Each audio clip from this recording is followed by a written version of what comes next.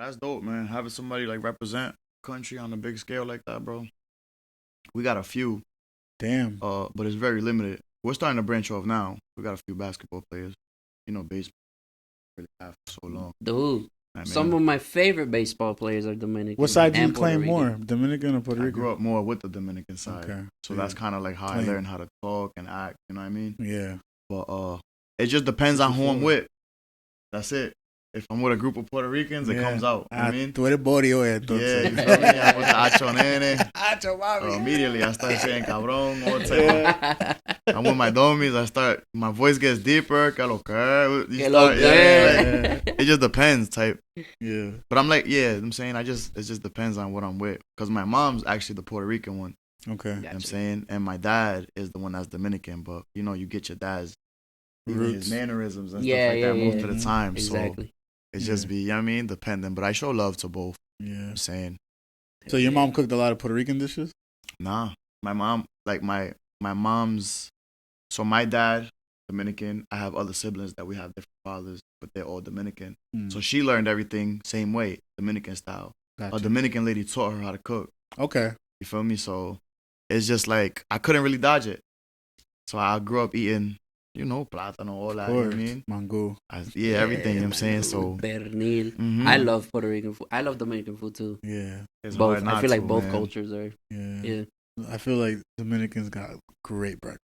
Los tres, plátano con salami o mango con queso, con cebolla. That's one thing about like my bodies is tough, bro. They want to put salchicha and stuff, and there's a lot of ham going on, ketchup, and just corn, and it's just a bunch of stuff that I just be like, corned beef, like come on, man. That's my shit. Corned beef with white rice. I fuck with it. They call, what they call that? Poor man's dinner. Yeah, I fuck with it because it's so fast. You can make that shit so fast, and it's not expensive. I can't talk because we eat rice and eggs, man. That's our poor man's dinner. I love rice and eggs too. We eat that shit too. Yeah, it's tough for me but I just feel like Dominican food is the best food.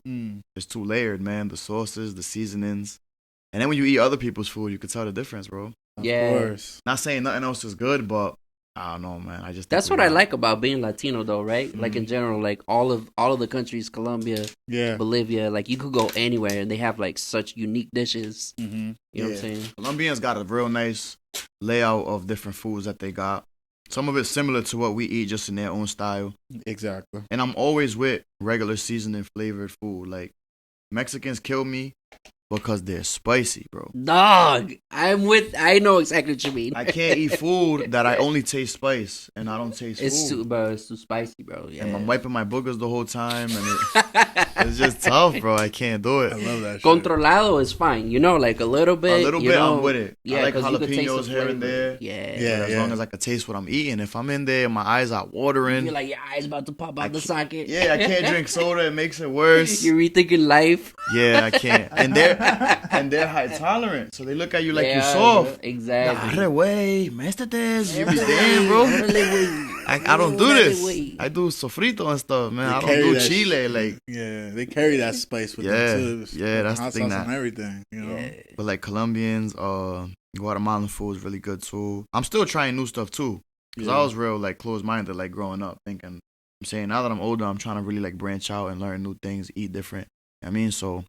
You should try food from like Africa, like Ghana. Nah, I've ate African food. I actually grew up with Liberians as well. Word. Okay. Yeah, I was in a foster home when I was a kid for a few years, almost 5 years. So I had to like get culture shocked into doing what they do and eating what they eat. And so they're also spicy. Yeah. Like extremely Haitians spicy. too. Yeah, I had to adapt to that. I ended up building a tolerance with time. And it's a different kind of spicy too, right? It's concentrated spice. It's bad. Like they'll take the peppers and boil them in a pot.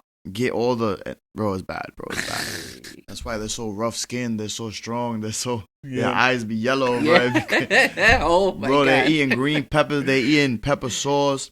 The rice, the meat, the veggies are all spicy. Yeah, you know what I mean. So it's like it's a way of life for them, and they don't like it if it ain't spicy. So I've tried Liberian food. I haven't ate too much Haitian. I would like to. There's just new stuff I want to try.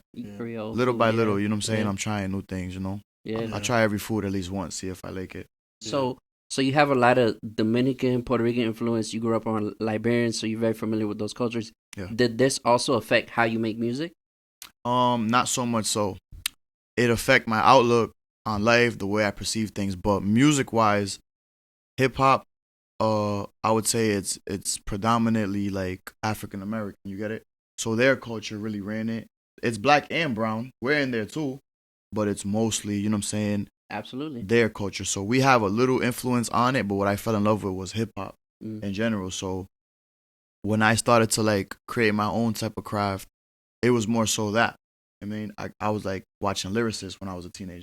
Okay. So like my Dominican roots, as far as bachata and stuff like that, they didn't have anything to do with what I was really trying to do. Gotcha. You know what I'm saying? So when it came to music, I was trying to come with hard punchlines, and I wanted the ooh-ah effect when I rap, because that's what used to get my head standing up when I used to like listen to rap. So I wouldn't say it had to like influence on my music.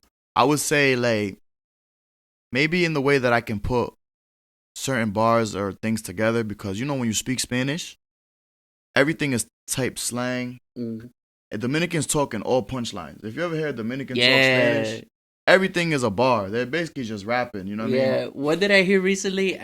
Somebody showed me a clip. Like when you say you use the expression fire, somebody said chispa, candela y todo lo que prenda. Like that means like it's fire. But they'll never say fuego though. You Yeah, exactly. Yeah. Like, they'll say everything but what it is. Yeah. Then they say half English words. Yeah. You ever heard them call a white tea? You know what they call white teas?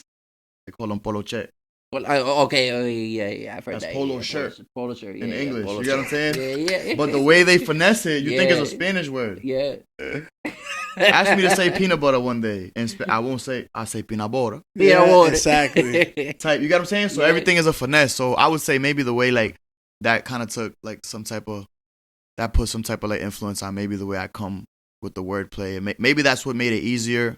I never really looked at it like that, but it could be. But for the most part, like I said, it was like mostly like the hip hop. You know what I mean? And the way that was like in the early 2000s, because it was just like raw and it was rugged, and nobody looked fly.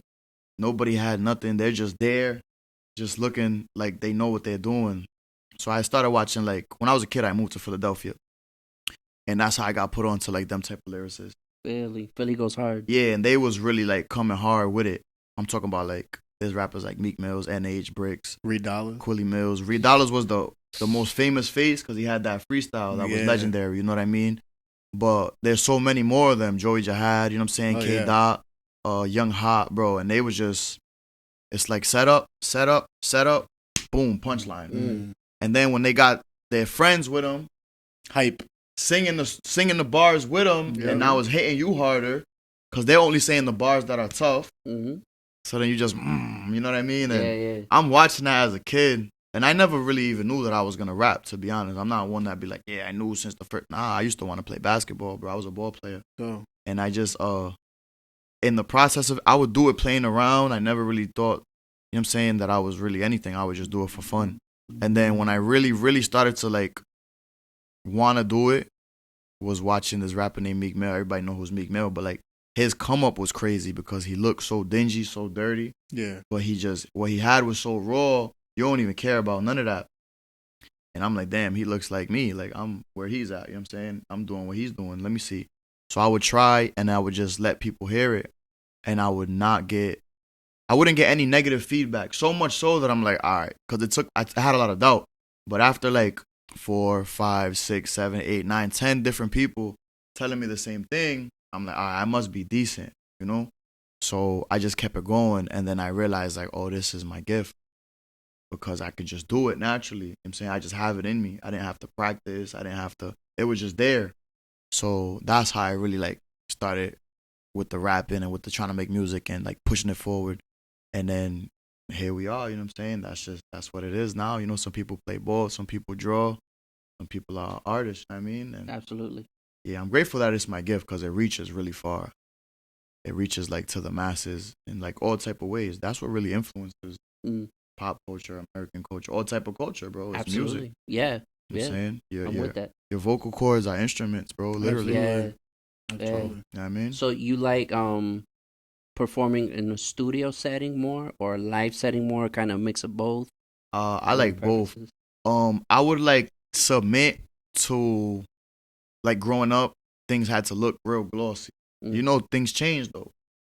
and you got to go with the wave of things. So like when I was really rapping at 15, 16, 17, 18, everything had to look glossy. Your visuals had to be A1, your vocals and all that. And I'm fortunate that things changed back to the way like I first started. Like I said, I fell in love with the lyricist that was rapping outside. Now, if you look, because of culture, because of TikTok, social media, the way it changed, you could rap sitting in your car now. You could rap standing outside Exactly. again. Mhm. All the glossy stuff went away, and now you can go viral or you can catch fire just off of sitting right here. You know what I'm saying, or Mhm. doing whatever. So I would say it's a mixture of both. I like the studio. It depends on the feel I'm going for though now, because you can now. You know what I'm saying. Now Yeah. people won't just shut you down. Oh, he's outside. What the heck? Nah. Now they see you outside, they might want to listen more. Like, oh, he's about to say something.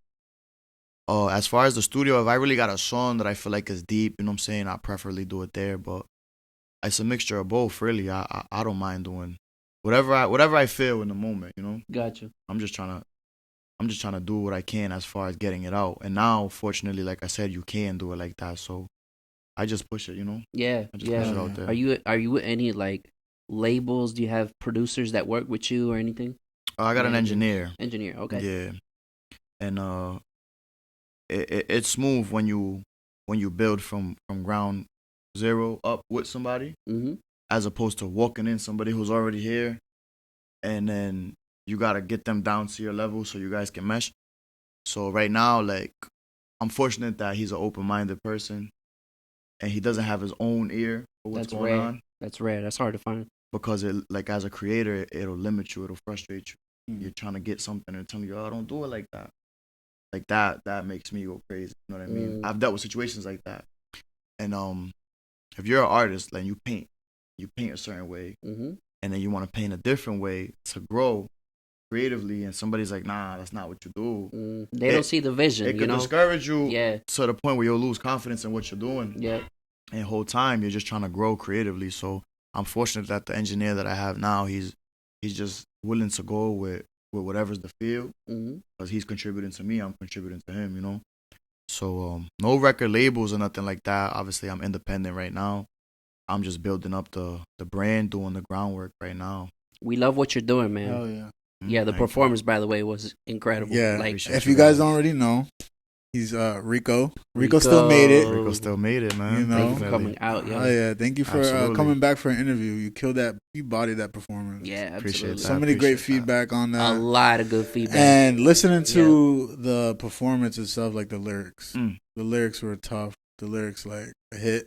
You know, I was like, yeah, this shit's more than just sounding good. This shit's like you for Exactly. sure, and you could tell through the lyrics and through your Yeah. music. I appreciate that, my boy. I have a lot of recycled music from like past experiences. So that song is actually like 8 years old. In the Oh, vault. okay, wow. You know what yeah, I mean? Yeah. I was just I was in a situation where I did time. I was locked up, and that was like coping mechanism. But it wasn't even to beats. It was like a situation where you can't even write to music. So that was like raw emotion just Wow. on paper. And then fortunately, you know, I was able to get out and mesh it together with everything that's out here, find a nice beat, whatever, get it out there.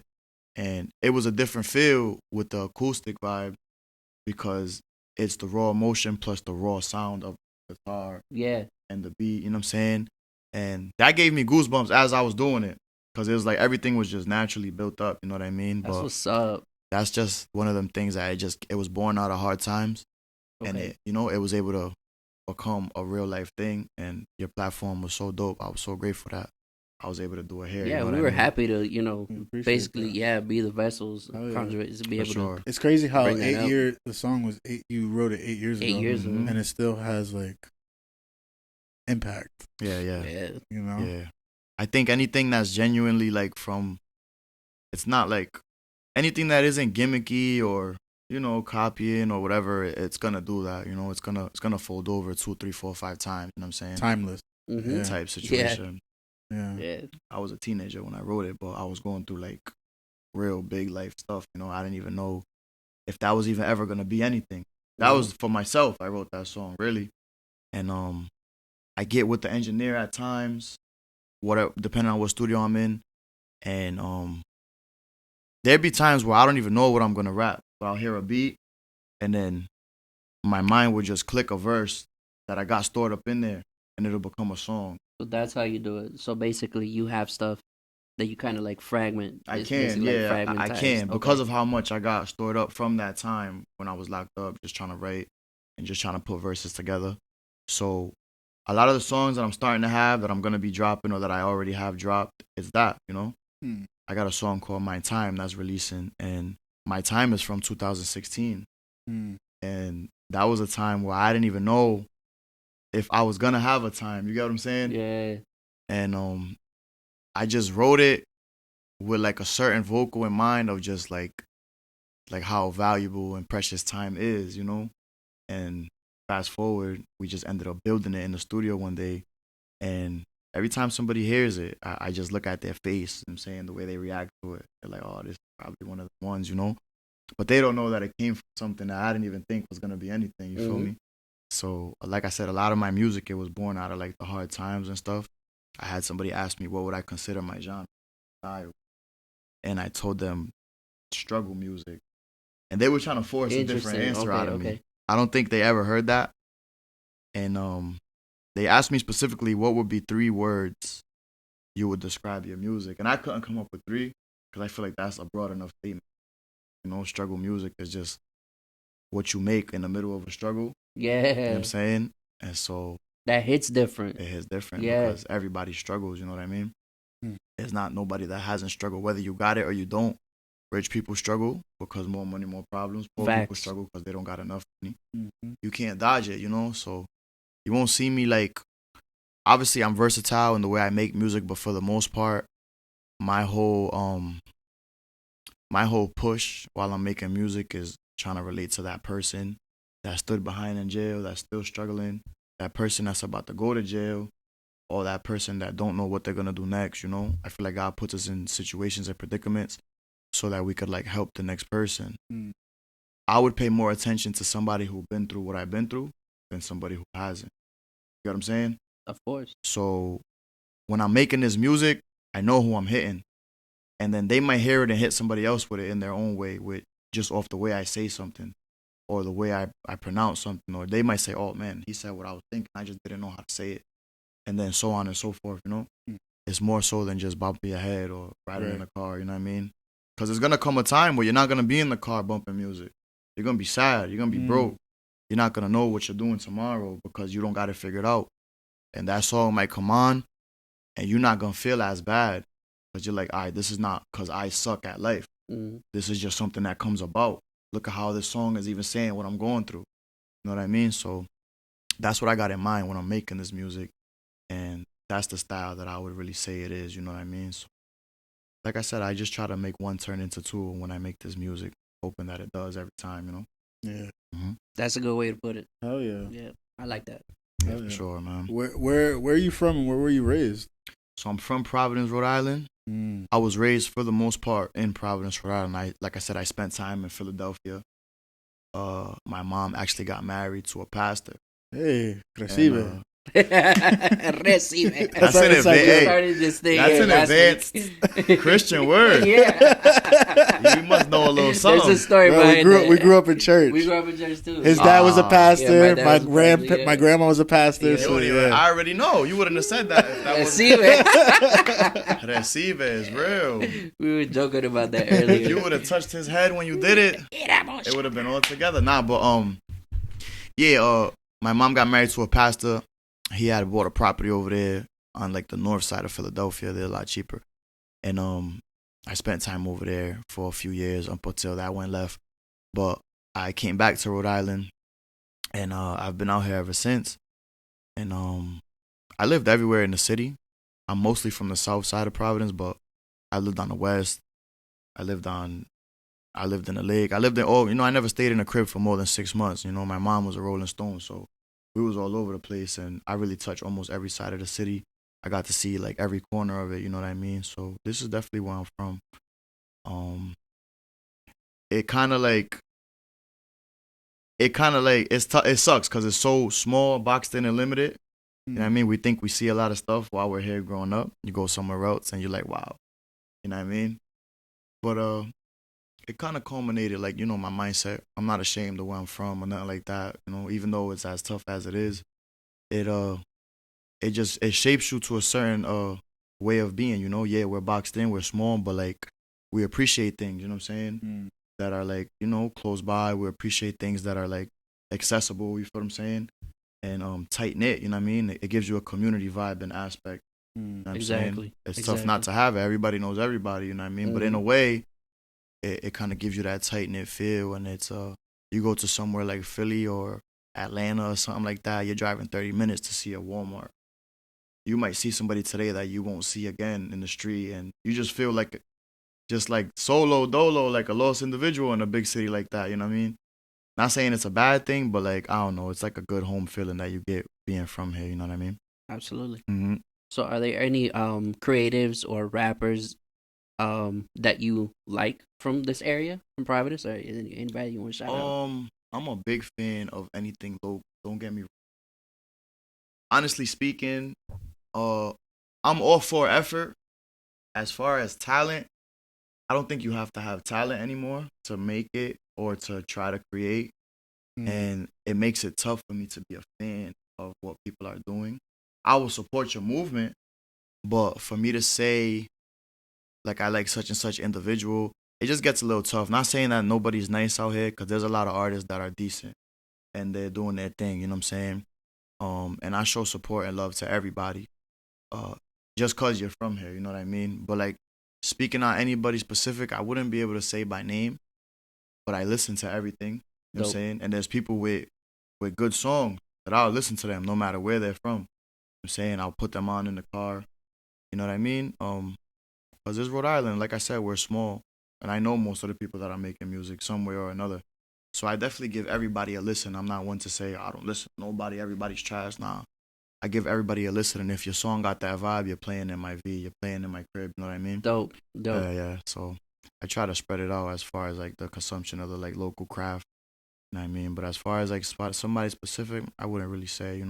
Or if we expanded that a little bit, who would you say are your influences like outside of Rhode Island, maybe like on a national level? Are there other influences that you pull from? Like with what like the way I make music and stuff. Mm-hmm. Mm-hmm. Um, Definitely. So I would say, mm, I would say like I said, Meek Mills is definitely a rapper that I kind of like can relate my style to. If you go listen to my early stuff, in like 2014, I was like really kind of sounding like that, but it's because that was like what I was like sharpening. You know what I'm saying? Yeah. That was how I really fell in love with it. That's how I really until I created my own type of you know what I mean rap and style. You feel me? But I would say Meek Mills is definitely a good one. And there's a lot more. G Herbo, he's from the other side of, Mm. he's like Midwest, but he has that hard, rugged, you know what I'm saying? Hit him with it type of style. Um, and there's a lot of like softer music as well that I would like say like incorporates into how I pick beats and stuff like that. You know what I mean? Like R&B artists that I feel are dope. Like Party Next Door is rapping for girls right now, but he has stuff that's type street, you get what I'm saying? Yeah. Yeah. Or it's like talking about like the slums to a certain aspect, Tory Lanez, people like Tory Lane. even Bryson Tiller. If you listen to some Bryson Tiller Bryson stuff, Tiller. he's talking that talk. He's not always talking about love. He's talking about like having a drive from Louisville to Lexington or something like that. You get what I'm saying? So there's a lot of different like artists that I look at and I take from their sound in my own way and I let it influence me. But yeah, like outside and the international like scale, I would say like those type of artists. Dope. Yeah. What is your process like when you're making a song? Um, Where do you start from? it varies. So, sometimes I'll just write and cause when you like, I don't know, I'm pretty sure you guys heard this before. Like some artists, it could hit them in the grocery store like a flow, and I always got my voice memo Voice note, open, voice memo. Yeah. cause you'll forget it. Yep. In the moment, it'll be hitting, and you'll be like, oh yeah, I gotta put this on some. So my voice memo was just full of that. But that's just one side of it. I could freestyle. There's times where the beat is so alive to me that I'll just punch in the studio. And then there's days where I want to write bars and I want to hit hard.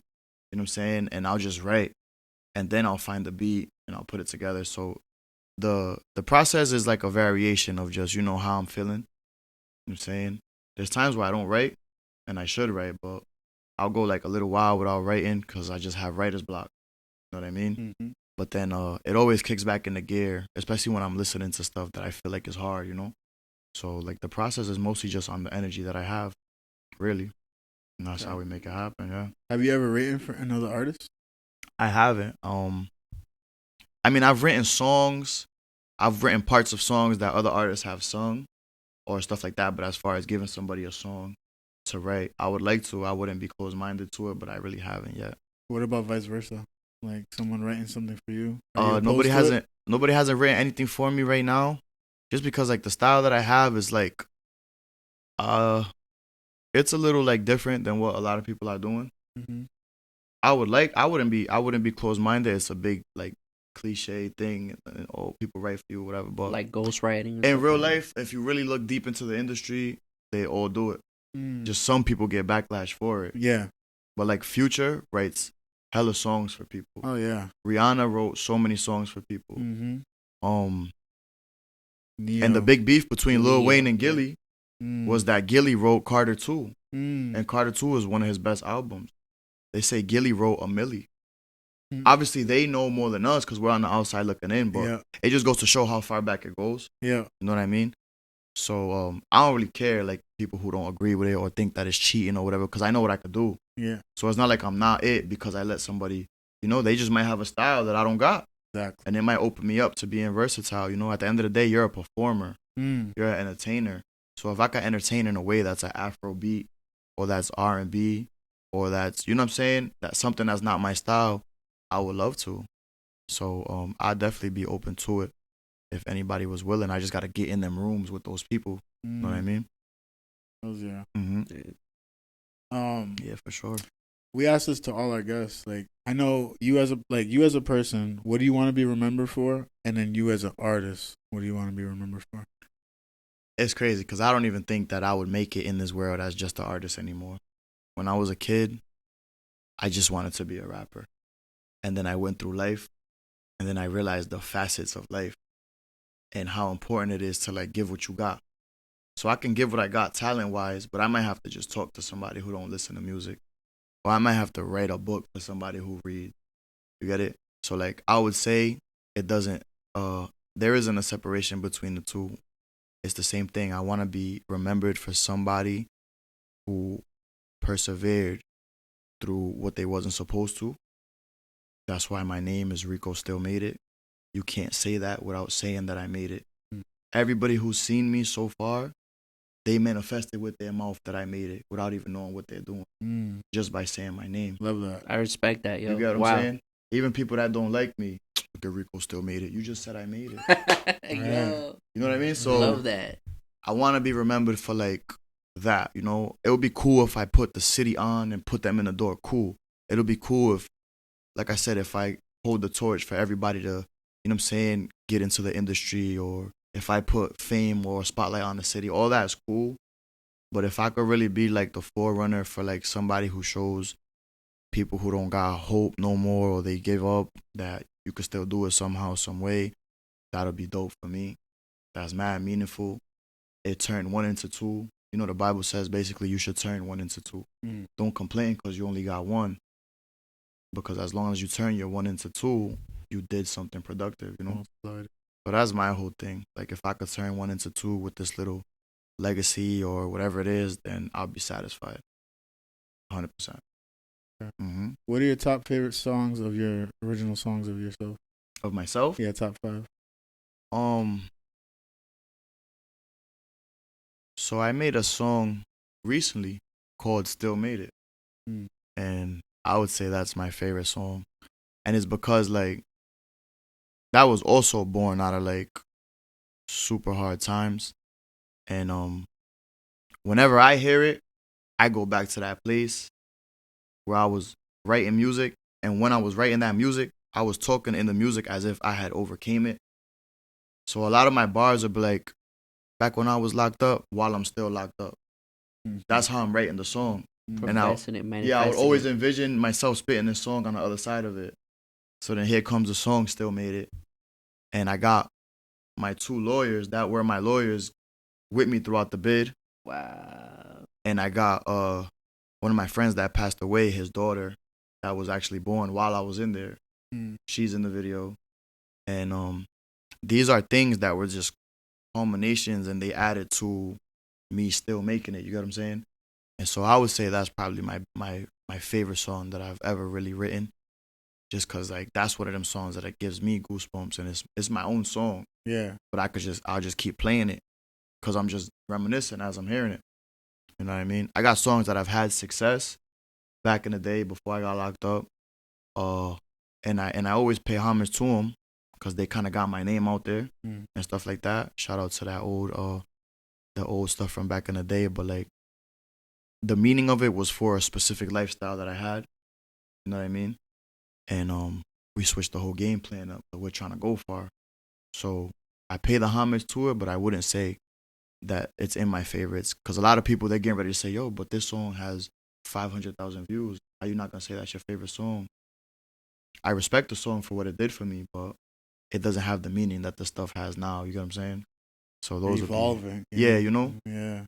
And then, like I said, if that song that I'm talking about could turn somebody's one into two, then that's major. As opposed to my old stuff, I'm really turning two into one, because I was more into the street life, and I'm basically enabling crashing out the way I used to make music, and that's not turning one into two. Because crashing out don't never lead to a win. You know what I mean? So I wouldn't really call any of those old ones my favorites. I respect them.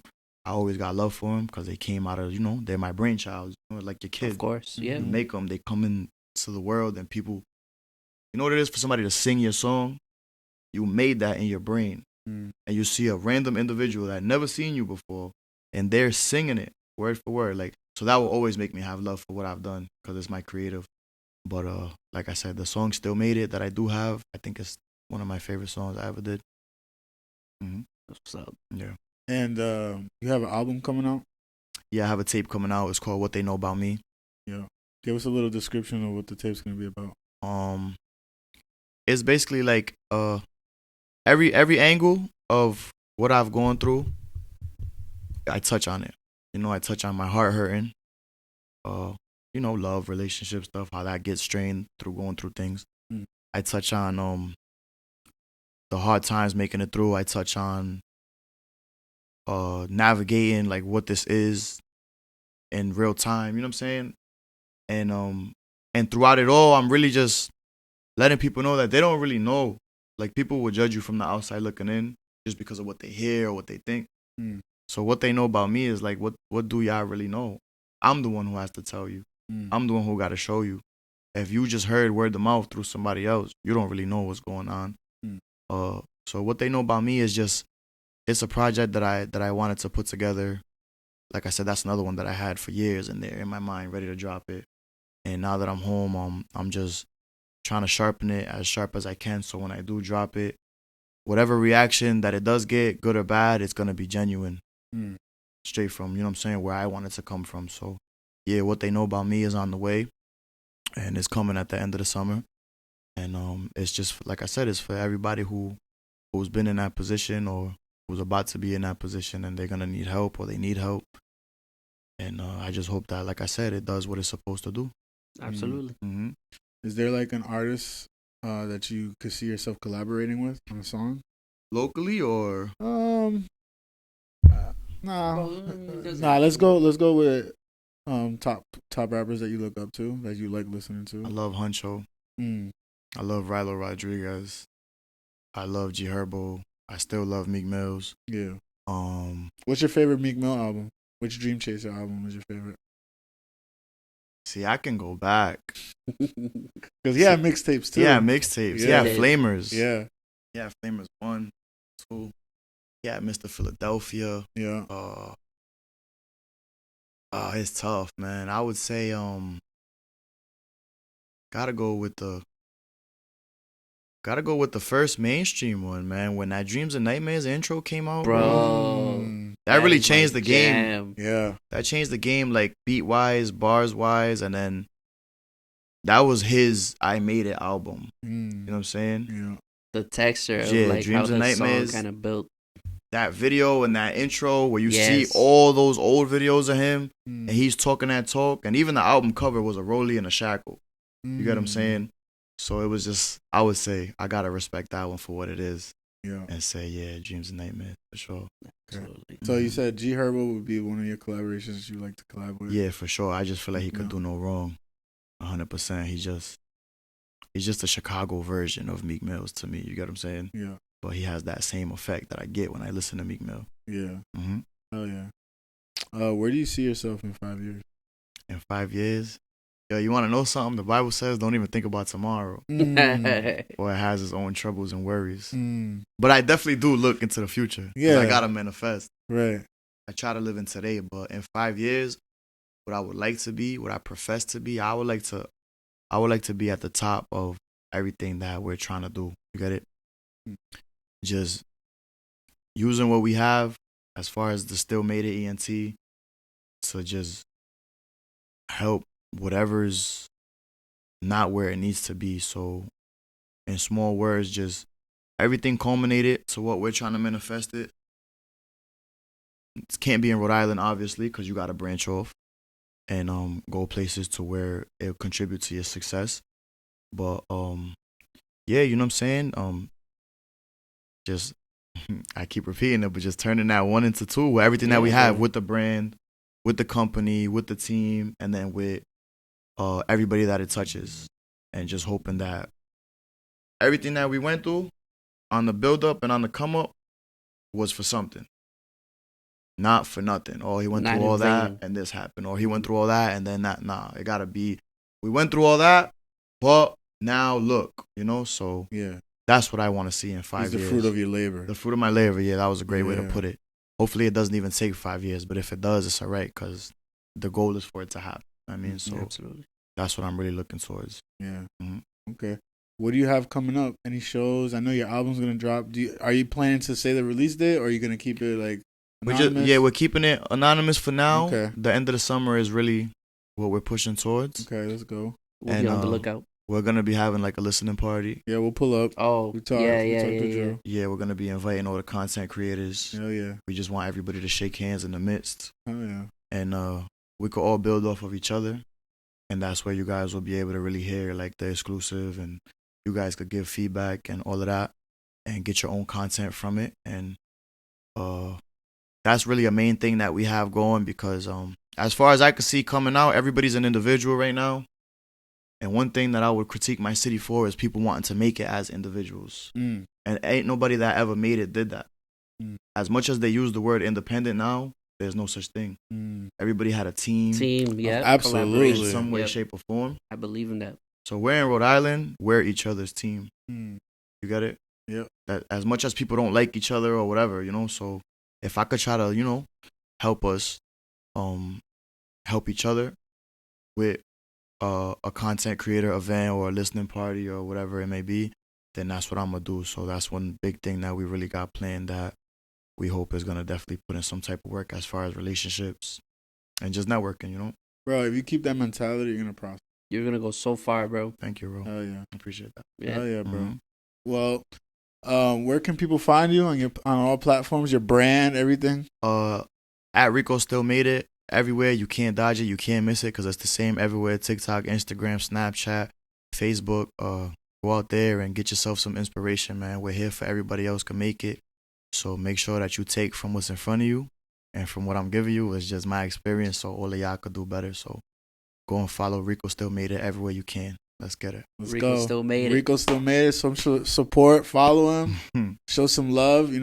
Thank you for tuning in to another episode of the ENA podcast, and we out. We out. Let's go. Race.